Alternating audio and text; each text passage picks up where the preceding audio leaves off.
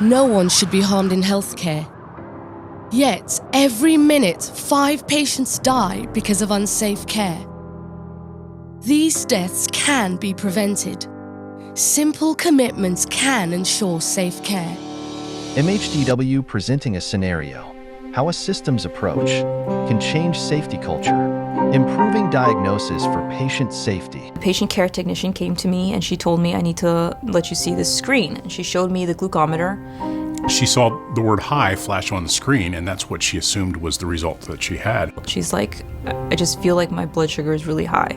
She's like, I don't feel good. I know my body. And so there wasn't really any suspicion that it would be low. And so when this error message comes up, it kind of confirmed that. So we rechecked her blood sugar and the same thing popped up. So I covered her with some insulin and I called the physician. And by the time I got her back in bed, she became like non-responsive. Ended up being a rapid response and requiring a transfer of the patient to the intensive care unit. The nurse had misread the glucometer and called the physician, asked for insulin on multiple occasions, and the patient had a severe hypoglycemic event and had to go to the ICU before it was caught. During the rapid response, we checked the glucose twice, I believe, and the same thing kept popping up, the screen that said glucose greater than 600. The next day is when I received the call that the whole time her blood sugar was actually critically low. Shortly after this particular incident, another nurse made the same error where the machine it was an actual low value, but the machine read off this alert saying for a high, do X, Y, and Z. It never came to mind that the glucometer was incorrect. It was probably the worst experience I've ever had in my professional career.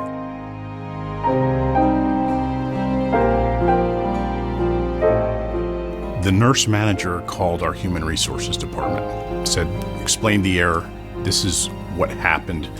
We didn't fully understand the ramifications of this piece of equipment and the message that it displayed. And they said, well, I think you need to suspend her until an investigation is completed. I felt like I was talked to like a 5-year-old. I wasn't talked to like an adult.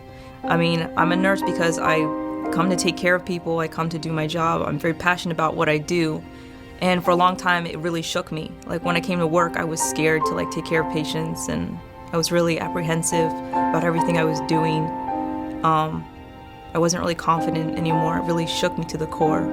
I questioned it with my boss, and she had the suggestion to invite some of the staff from the Human Factors Engineering Department in MI2 to come over and help us at least evaluate the process. I got a call from the chief nursing officer at one of our hospitals saying that they had a case. There was a design issue that might have contributed to the case, and they wanted us to take a closer look at it from a human factors engineering, safety engineering standpoint.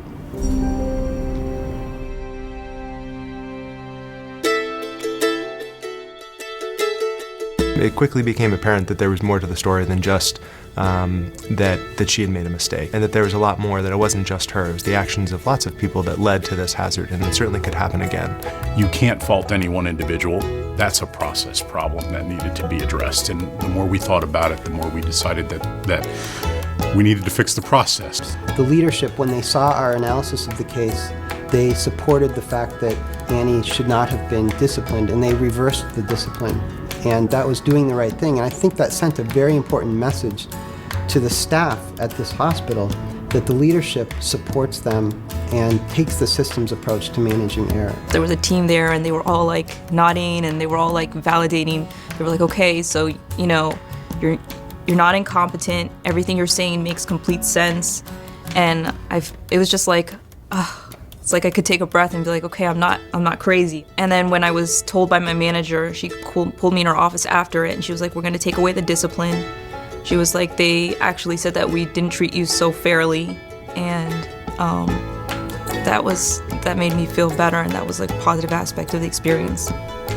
We need everybody in our system, actually everybody in the healthcare industry nationally, to understand the systems approach and understand just culture, so that when we have near misses and when we have small little noticed hazards and unsafe conditions that we encounter day to day in our job, that we report it and that we look for trends, and where we can, we fix the system so that the next time that same error or near miss happens, we won't injure a patient.